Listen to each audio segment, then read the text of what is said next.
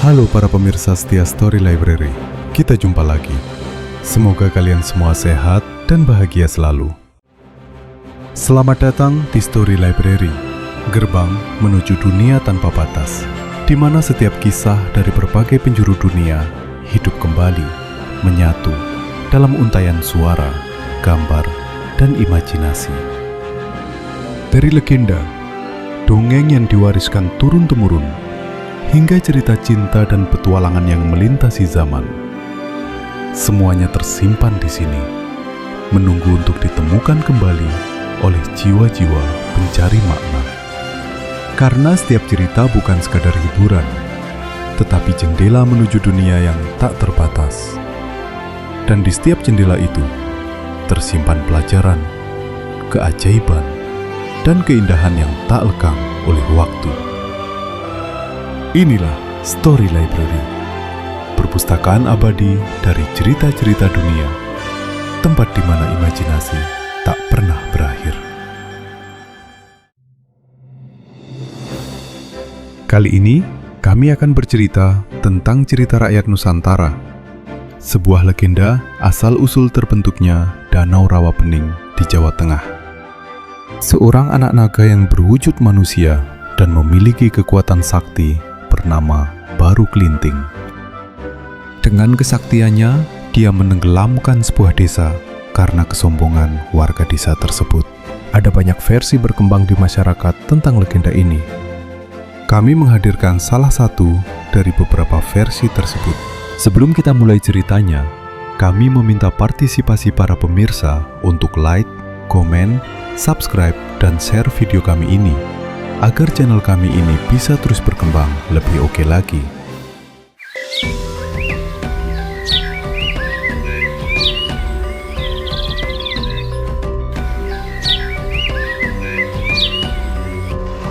Pada zaman dahulu kala, terdapat sebuah desa bernama Ngasem yang terletak di lembah antara Gunung Merbabu dan Telongmoyo.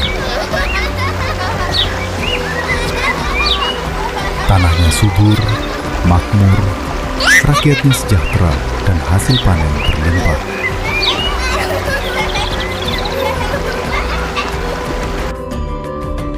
Desa tersebut dipimpin oleh seorang kepala desa bernama Ki Selagodang. Dia memiliki seorang putri cantik bernama Endang Safitri.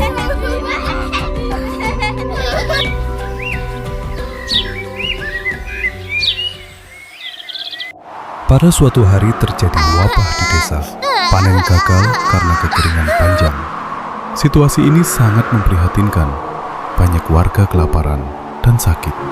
Untuk mengatasi wabah dan bencana kekeringan, akhirnya kepala desa memutuskan untuk meminjam sebuah pusaka tolak bala milik seorang petapa sakti bernama Ki Hajar Salokantara.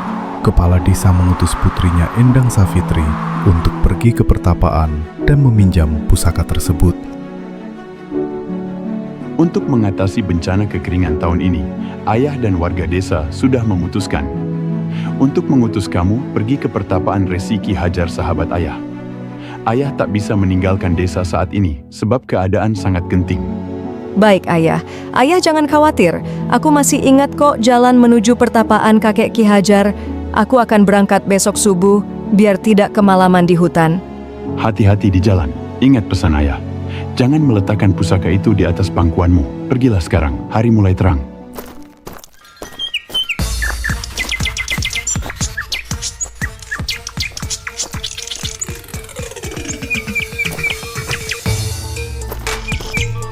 Keesokan harinya, pagi-pagi sekali, Safitri berangkat menuju pertapaan.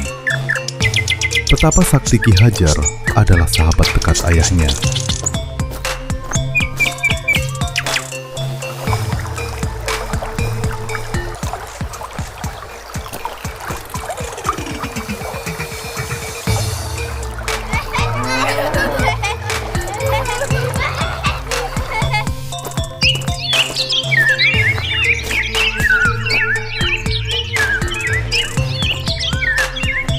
Setelah berjalan berjam-jam, menjelang sore akhirnya Safitri tiba di pertapaan.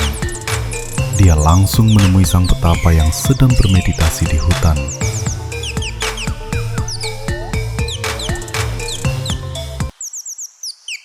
Wah, rupanya kakek Ki Hajar sedang bermeditasi. Aku tak ingin mengganggunya. Aku harus menunggu beliau selesai bermeditasi.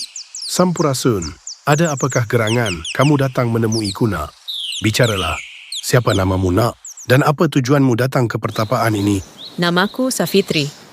Aku putri teman kakek, Ki Sila Godang, kepala desa Gasem. Dulu waktu kecil, aku sering datang ke sini bersama ayah. Wow, ternyata kamu Safitri si lincah itu. Kamu sudah dewasa sekarang.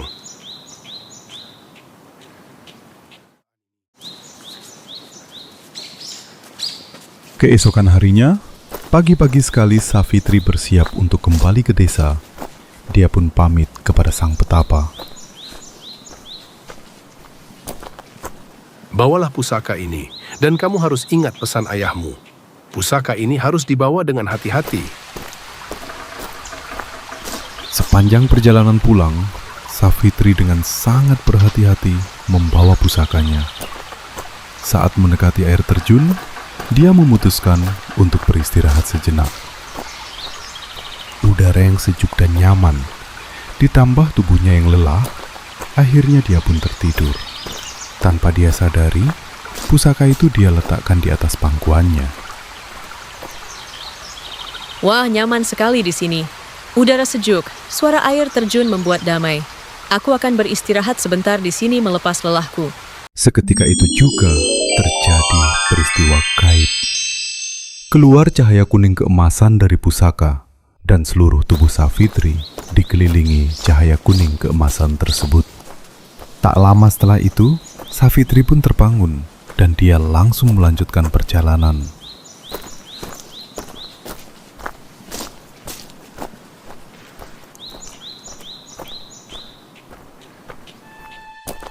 Singkat cerita, setelah warga desa melakukan ritual sedekah bumi dan tolak bala, situasi buruk yang menimpa desa berangsur-angsur membaik. Hujan mulai turun dan tanah kembali subur.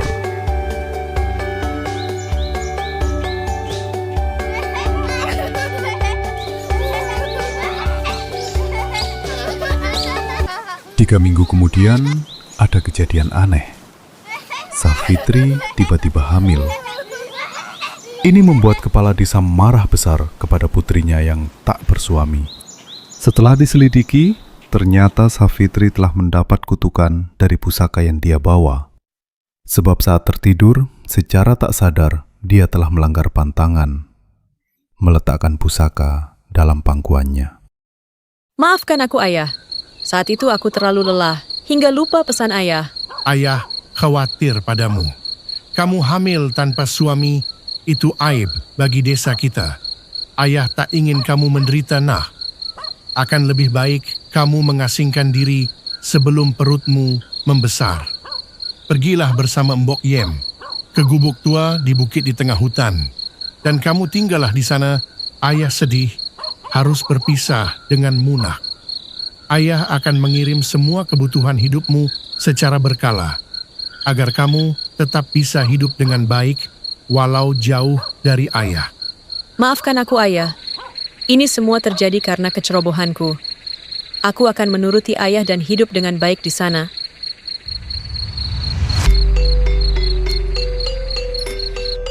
Kepala desa mengungsikan putrinya tinggal di bukit di tengah hutan, agar tak seorang pun tahu putrinya hamil.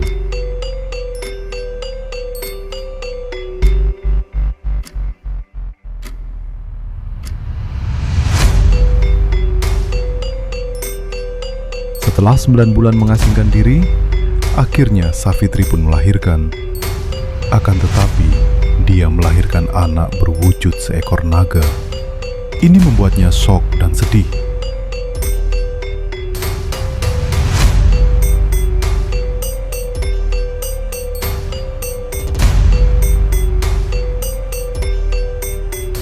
Maafkan ibu nak, besok ibu harus membawamu pergi jauh. Kamu tak bisa terus bersama ibu, kelak tubuhmu akan bertambah besar dan wujudmu itu akan menyulitkan buatmu untuk hidup bersama manusia lainnya. Besok ibu akan membawamu ke pertapaan. Di sana kamu bisa hidup lebih baik dan bisa menimba ilmu dan spiritual.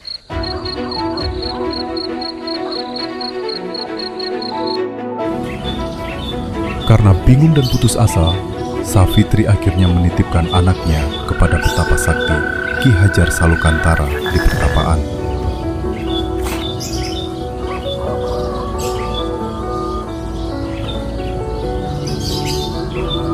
Naga kecil anak Safitri diberi nama Baru Kelinting.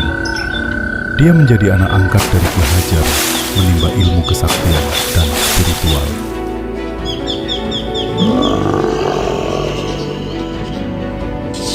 Pemirsa, sekarang kita ke pertapaan. Terlihat naga Baru Kelinting sudah tumbuh semakin besar. Namun dia tampak sedih dan galau hatinya karena merindukan ibunya.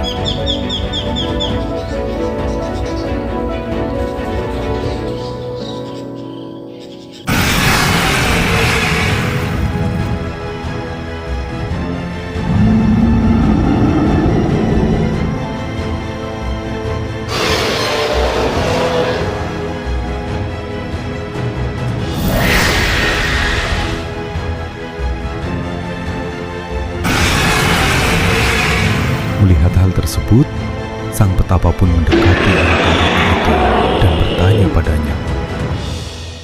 Ayah, siapakah kedua orang tuaku? Mengapa aku tak pernah bertemu mereka? Apakah mereka tidak menyayangi aku? Anakku, ketahuilah bahwa ibumu wanita biasa. Jika ibuku seorang manusia, mengapa wujudku seperti ini? Namun karena dia melakukan kesalahan, dia mengandung kamu. Ibumu sangat menyayangimu, nak. Ibumu menitipkan kamu padaku, semua adalah demi keselamatanmu. Wujudmu yang seperti ini tentunya akan sulit hidup bersama manusia lainnya. Ayah, aku ingin jadi manusia. Apakah bisa? Dengan wujudku yang seperti ini, aku selalu kesepian. Kamu bisa menjadi manusia dengan syarat lakukan pertapaan di Gunung Telomoyo. Tanpa makan dan minum selama 10 tahun. Suatu hari akan ada manusia datang dan mereka memakan dagingmu, maka kamu akan berubah menjadi manusia. Kau bukan sekadar naga, anakku. Dalam tubuhmu mengalir kekuatan bumi dan air. Gunakanlah untuk menjaga keseimbangan alam, bukan menghancurkannya. Baiklah ayah, aku akan melakukan pertapaan mulai malam nanti. Aku sangat ingin jadi manusia. Baru Kelinting akhirnya bertapa melilitkan tubuhnya di Gunung Telomoyo. Setelah bertahun-tahun lamanya, tubuhnya pun semakin membesar, namun tertutup oleh tanah, tanaman, dan lumut.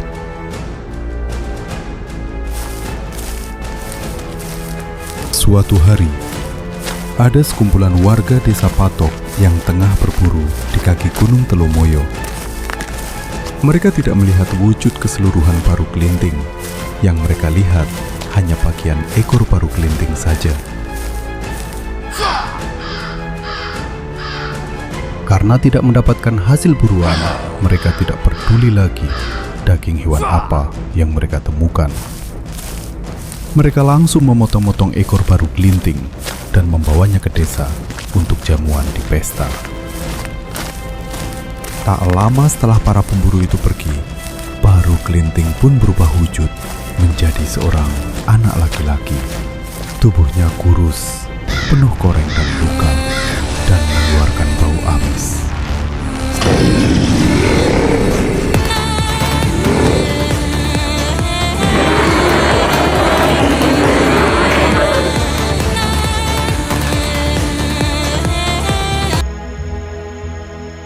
Terima kasih Tuhan, akhirnya aku bisa jadi manusia. Ini sungguh mukjizat dan anugerah bagiku. Aku akan mencari ibuku. Dengan hati gembira karena sudah berubah wujud menjadi manusia, Baru Kelinting pun keluar dari hutan menuju desa terdekat, yaitu Desa Patok. Sungguh senang, akhirnya aku bisa jadi manusia. Semoga aku bisa segera bertemu ibu, sebab aku sangat merindukannya.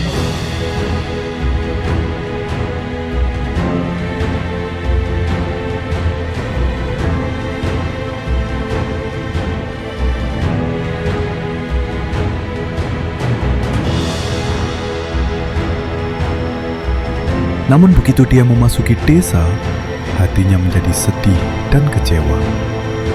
Semua orang yang melintas di dekatnya memaki, menghina dirinya, dan menutup hidung mereka. Tak ada satupun orang di desa yang peduli padanya, apalagi Iba, melihat tubuhnya yang kurus dan penuh luka. Tak kusangka bahwa manusia seperti ini. Mereka tak punya perasaan dan kasih terhadap sesamanya. Selama beberapa hari tinggal di desa Patok, dia mendapatkan hinaan, cercaan, dan anak-anak menimpukinya dengan batu.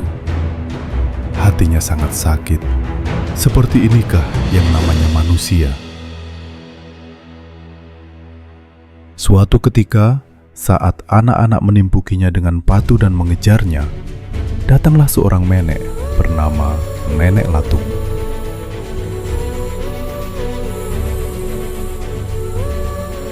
Siapakah namamu? Ayo mampir ke rumah nenek. Nenek punya ubi bakar dan teh. Namaku baru Kelinting, Nek. Baiklah, aku ikut Nek.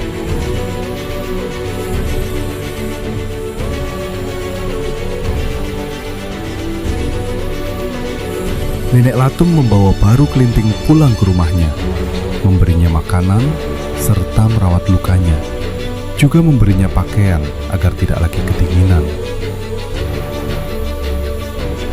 Nenek Latung adalah janda. Dia tidak memiliki keluarga dan kesepian. Kehadiran Baru Kelinting membuatnya gembira. Dia tak lagi kesepian.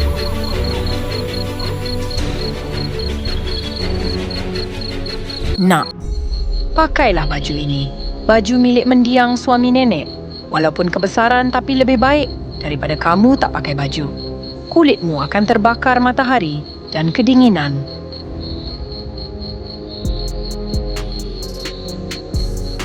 Aku sudah berhari-hari di sini. Namun tak ada satupun warga desa ini yang berwelas asih pada orang miskin. Nek, aku sangat berterima kasih kepada nenek. Hanya nenek saja di desa ini yang mau menerima dan menolong aku. Anak terlantar dengan tubuh yang kotor dan bau ini. Selama beberapa hari tinggal bersama Nenek Latung, Baru Kelinting sibuk membuat sebuah perahu kecil. Dia berpesan kepada nenek, jika suatu hari terjadi bencana banjir besar, nenek naiklah ke atas perahu dan bawa semua perbekalan yang diperlukan. Baru Kelinting, ayo istirahat dulu. Hari sudah siang. Nenek memasak nasi dengan sambal tempe hari ini. Ayo makanlah dulu. Wow, terima kasih Nek. Walau hanya makan dengan nasi, yang penting ada sambal buatan nenek, pasti rasanya nikmat sekali.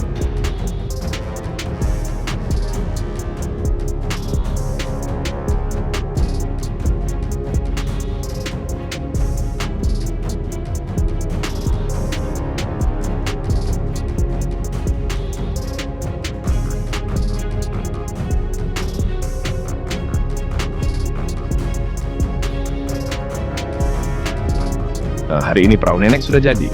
Besok aku akan pamit pergi ke balai desa. Apakah yang akan terjadi besok, nak? Akan ada bencana besar. Nenek tak perlu khawatir, aku sudah membuat perahu untuk nenek. Nenek pasti selamat. Aku pergi, Nek. Terima kasih nenek telah merawatku beberapa hari ini. Jangan lupa pesanku. Saat terjadi banjir, nenek harus segera naik ke perahu. Baik, nak. Nenek akan segera mempersiapkan semuanya. Jaga dirimu baik-baik. Semoga kita bisa jumpa lagi kelak.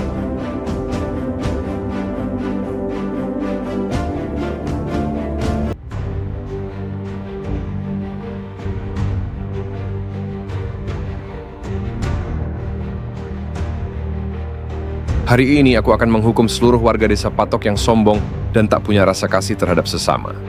Hei, warga desa Patok, berkumpullah. Aku Baru Kelinting, menantang kalian semua.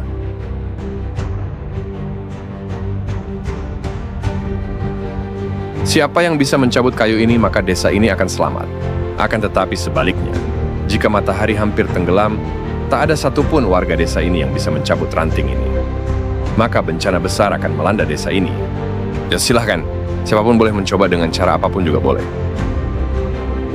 Di tengah-tengah keramaian di balai desa, Baru Kelinting menancapkan sebatang ranting ke dalam tanah. Dia menantang semua warga desa untuk mencabut ranting tersebut. Semua orang mencoba mencabut ranting itu, namun tak ada satupun dari mereka yang berhasil. Hingga hari menjelang senja, akhirnya Baru Kelinting sendirilah yang mencabut ranting itu. Begitu ranting tercabut dari atas tanah, tersembur air bagaikan air mancur. Dengan cepat, semburan air yang keluar dari lubang itu semakin membesar. Suasana desa berubah menjadi mencekam. Tak ada yang sanggup menghentikan semburan air dari dalam lubang. Warga sangat panik. Mereka berlarian membawa barang-barang dan hewan ternak mereka untuk menyelamatkan diri.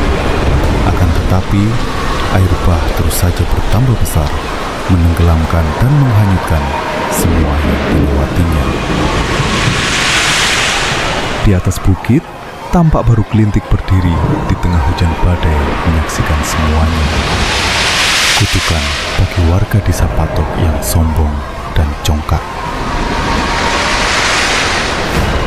Tuhan atas izin, aku menghukum seluruh warga desa Patok yang sombong dan tak punya welas asih. Turunkan hujan, angin, dan badai dahsyat, tenggelamkan mereka semua.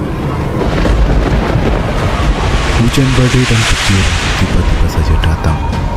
Menambah suasana mencekam, warga desa berhamburan berlarian. Dalam waktu singkat, desa Patok pun mulai digenangi air.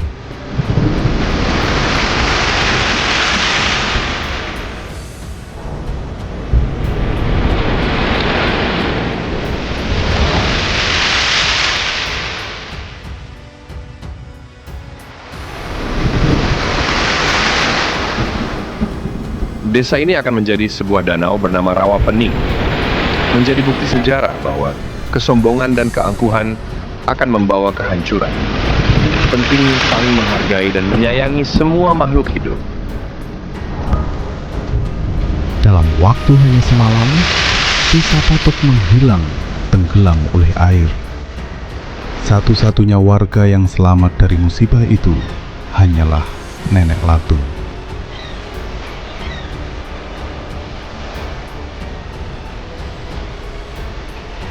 Pemirsa, demikianlah akhir dari kisah ini. Kejadian ini adalah sebuah peringatan bahwa manusia tidak boleh sombong, harus punya rasa kemanusiaan dan welas asih kepada sesama, kepada semua makhluk dan alam, agar semuanya hidup selaras dan harmonis. Sampai jumpa lagi di kisah-kisah menarik lainnya, hanya di sini, di channel Story Library.